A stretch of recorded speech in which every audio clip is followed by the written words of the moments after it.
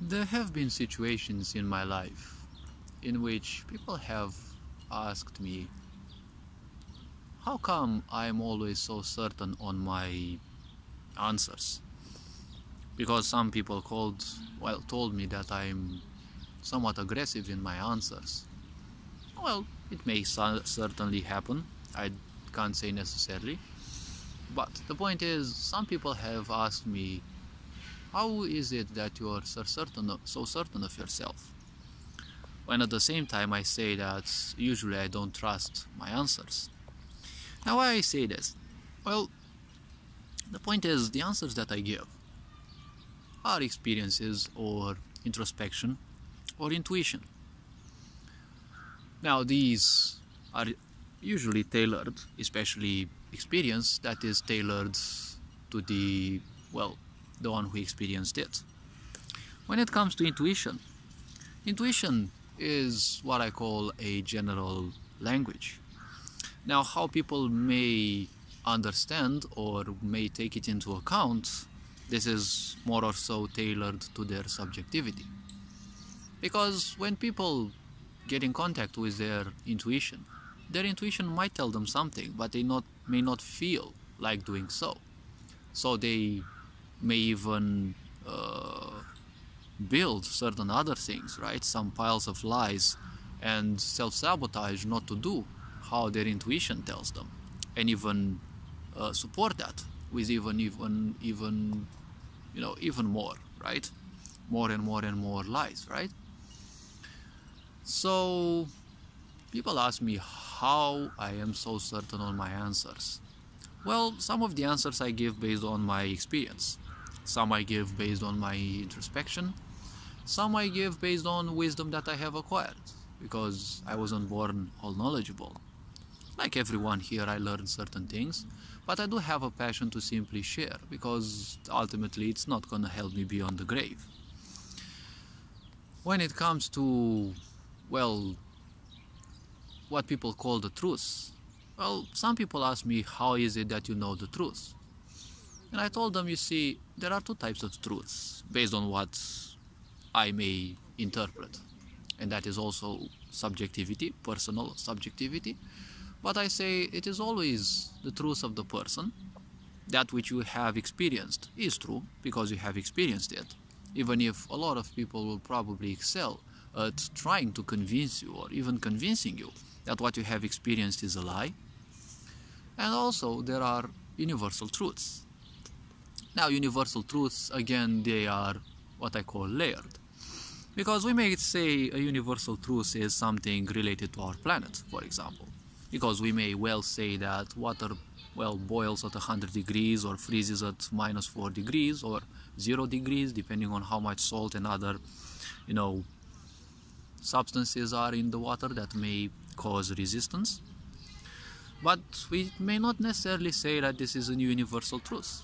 Maybe on Mars these values are different because it's further from the star, or maybe in a different solar system they are different. So you can call this a planetary universal truth, right? We can say a country specific universal truth, right? All people in there have a certain karma, let's say. We may say a collective based universal truth, right? All people in that group have this specific thing which is in common, right? And we can say universal truth, right? Which is usually about the intelligence of the universe. There are multiple dimensions to this life, to this universe. And it may happen that usually intuition taps into some of those deeper, or probably even deeper, right? Now, when that happens, the point is you will be prompted with some answers. How you interpret them, that's, your business or your problem, depending on how one sees those. If you see them as your problem, it's your problem, don't make it others. If it is your business, most likely you'll handle it. But when it comes to the truth, right? Universal truths. Intuition speaks from the universal truths, right?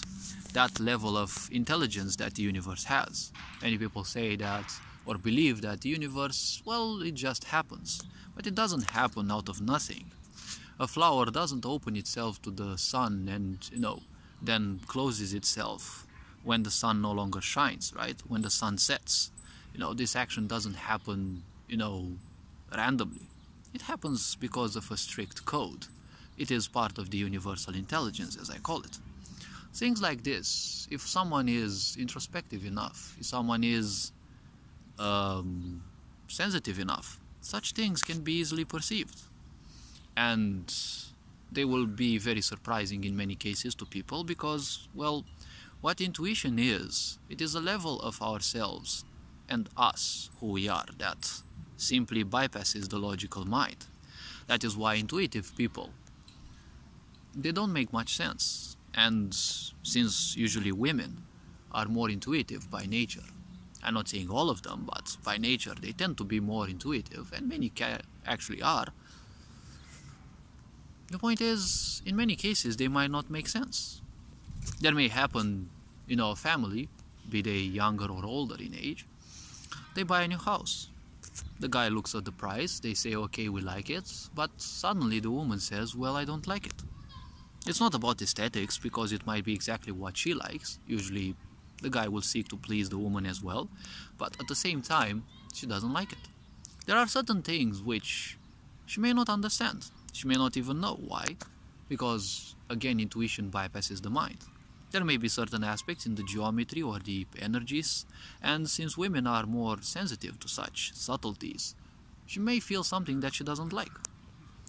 So intuition simply is something that bypasses the logical mind, and that completely. When something bypasses the logical mind, it is obvious that you cannot perceive it with the logical mind. And there is a short quote of mine that I tell certain people, and that quote is very simple. When you are on the side of the truth, you can't be deranged at all but by what other people say. Everyone is trapped in their lies at certain levels, and we are all at a different level of awareness, growing up to become, again, one with creation, that which we were before we started the karmic cycles of life. So when you are on the side of the truth, nothing other people say can simply annoy you, because sooner or later they will also reach your opinions, they will also reach your points of view, because everyone has to experience certain things.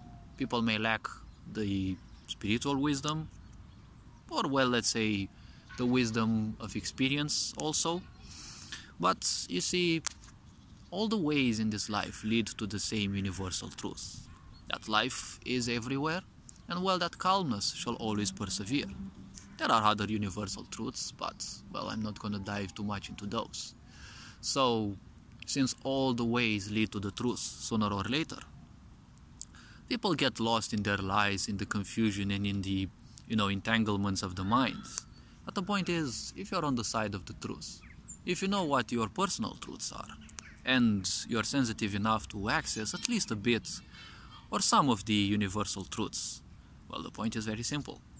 What other people say is their business, but in most cases, it is their problem. Because when people address you, they address you with problems. They don't like how long your hair is or how you look, because that is their problem. And they're trying to make it yours as well. Misery loves company. So that's why I always tell people, well, it doesn't matter what people say necessarily. It is important to a certain level, because other people's opinions should also be important. But when it is up to me specifically, I can only give something based on my own experience. So when I'm not saying that I'm entirely true. That's why I say I don't trust my answers. They come from intuition. So intuition bypasses my logical mind. So that is why I simply can't tell you, well, mentally speaking, this is what you should do. No, don't take into account necessarily what I say. I speak of my own experience, just like a guru would speak of their experience, and any specialist you go to, they speak out of their experience, but may not necessarily apply to you. That is the same with personal truths. What happens in your life? Well, if I did something and went well on a certain path, that path may not necessarily apply to you, right? So mentally speaking, that's why I also say I don't necessarily trust my answers, because my intuition and my sensitivity and my introspection all of these, they go beyond the mind. That's why I tell people, don't make me use my mind that much, because my mind is an accumulation of ideas, thoughts, emotions, and the such. They are important, they are a good database, but the point is, they are just residues of my experience of life, right? They are in the past. They may help others, obviously, because that's why I'm sharing things, but when you share something, you share from the mind. When I give them things about, introspection and the such, I also tell people, try to become also introspective a bit and listen to your own intuition, because your intuition speaks to you and you will understand it in a certain different language. So you will act on things on different languages, and it also depends how much you allow your intuition, because the intuition is a universal language if you are beyond a certain level of sensitivity. So if all ways in this world lead to the truth eventually, it doesn't matter how much time or how many lifetimes it takes. If all the ways lead to the truth, and if I'm on the side of the truth, why would I be annoyed if people tell me certain things? If people don't agree with me, okay, that is their experience or that is their opinion. Many people simply try to piss you off, that they don't agree with you, okay? Not my problem, not my business. All this being said, you are appreciated. Take care. Ferencan Bor signing out.